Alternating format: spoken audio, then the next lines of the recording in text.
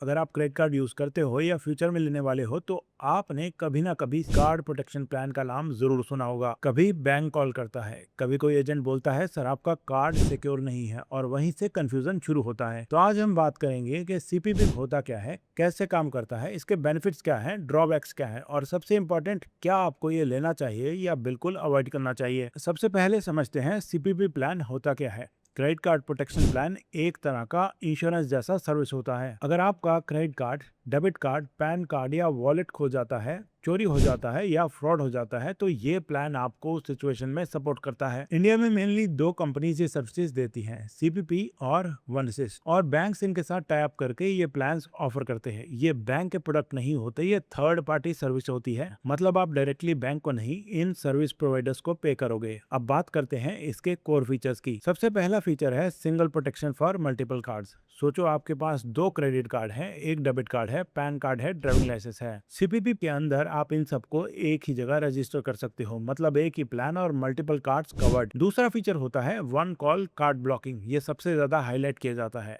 मतलब आपका वॉलेट खो गया, उसमें 3 क्रेडिट कार्ड और 2 डेबिट कार्ड थे। अब नॉर्मल केस में क्या करोगे, हर बैंक को कॉल करो, वेट करो, कार्ड ब्लॉक करवाओ, लेकिन सीपीपी में बस एक नंबर पर कॉल करते हो और वो आपके सारे रजिस्टर कार्ड एक साथ ब्लॉक कर देता है। सुनने में काफी स्मूथ लगता है और ऑनेस्टली ये फीचर काफी यूजफुल भी है।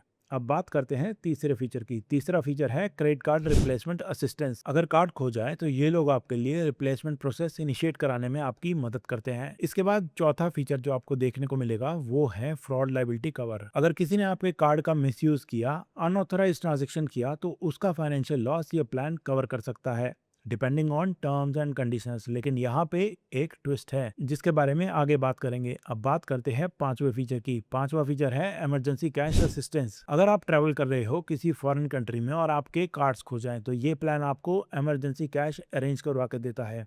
इंडिया में अराउंड 24 आवर्स के अंदर और अब्रॉड 48 आवर्स के अंदर। और यहाँ पर सबसे स्पेशल बात यह है कि इस इमरजेंसी कैश पर आपको कोई भी इंटरेस्ट नहीं देना होता, बस आपको 28 दिन के अंदर रीपे करना होता है। तो ऐसे में ये फीचर फ्रीक्वेंट ट्रेवलर्स के लिए काफी हेल्पफुल हो सकता है। छठा फीचर होता है पैन कार्ड प्रोटेक्शन। अगर आपका पैन कार्ड लॉस या मिसयूज हो जाए तो सीपीपी आपको उसका रिप्लेसमेंट करवाने में हेल्प करता है, वो भी फ्री में। अब तक सुनने में लग रहा होगा कि भाई ये तो काफी यूजफुल चीज है, ले लेनी चाहिए, लेकिन सीपीपी को लेने से पहले आपको इन बातों का भी पता होना चाहिए। सबसे पहले कॉस्ट समझते हैं। सीपीपी कभी भी फ्री नहीं होता, आपको एनुअली फीस देनी होती है जो जनरली 400-500 रुपए से स्टार्ट होती है और प्लान के हिसाब से बढ़ सकती है। अब सवाल ये है कि क्या ये 500 रुपए या उससे ज्यादा देना वर्थ है। सीपीपी लेने से पहले जो डाउट होते हैं उनके बारे में जानते हैं। सबसे पहला डाउट, फ्रॉड प्रोटेक्शन। आपको लगता है ना कि सीपीपी आपको फ्रॉड से बचाएगा, लेकिन सच ये है कि इंडिया में ऑलमोस्ट सभी banks already zero liability protection देते हैं। मतलब अगर आप टाइम पर फ्रॉड रिपोर्ट कर देते हो तो आपको पैसा देना ही नहीं पड़ता। तो फिर सीपीपी एक्स्ट्रा क्या दे रहा है? तो सीपीपी में बेसिकली आपको कन्वीनियंस और थोड़ा सा एक्स्ट्रा सपोर्ट मिलता है। दूसरा डाउट जो लोगों को होता है वो है कार्ड ब्लॉकिंग को लेकर। सीपीपी बोलता है वन कॉल ब्लॉकिंग, लेकिन आज के टाइम पर हर बैंक का मोबाइल ऐप है,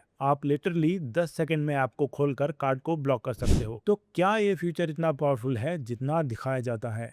आप खुद सोचो। तीसरा डाउट जो लोगों को होता है वो है इमरजेंसी कैश को लेकर। हाँ, ये फीचर यूजफुल है, लेकिन रियलिस्टिकली कितनी बार आप ऐसी सिचुएशन में फंसोगे? और अगर आपके पास बेसिक इमरजेंसी फंड है तो आप खुद हैंडल कर सकते हो। अब बात करते हैं कुछ ड्रॉबैक्स की। सबसे पहला, सब कुछ कवर्ड नहीं होता। टर्म एंड कंडीशंस में काफी एक्सक्लूजन्स होते हैं, हर फ्रॉड हर सिचुएशन कवर नहीं होती। तो दूसरा ड्रॉबैक है क्लेम प्रोसेस इतना इजी नहीं होता जितना एड्स में दिखाते हैं। आपको प्रूफ देने पड़ते हैं, वेरिफिकेशन होता है, टाइम लगता है। इसके बाद तीसरा जो ड्रॉबैक है वो है स्कैम्स का रिस्क। बहुत बार लोगों को फेक कॉल्स आते हैं सीपीपी के नाम पर, सर आपका कार्ड अनसेफ है, अभी प्लान ले लो, और लोग पैनिक में आकर डिटेल शेयर कर देते हैं। ये सबसे डेंजरस पार्ट है। यहाँ पर गोल्डन रूल ये है कि कभी भी किसी अननोन कॉल पर अपने कार्ड डिटेल्स शेयर मत करो। तो अब बात करते हैं कि किसको सीपीपी लेना चाहिए। अगर आपके पास मल्टीपल क्रेडिट कार्ड्स हैं, आप ट्रेवल ज्यादा करते हो और आपको एक सेंट्रलाइज सेफ्टी सिस्टम चाहिए, तो सीपीपी आपके लिए काफी यूजफुल हो सकता है। लेकिन अगर आप एक नॉर्मल यूजर हो, एक दो क्रेडिट कार्ड ही यूज करते हो,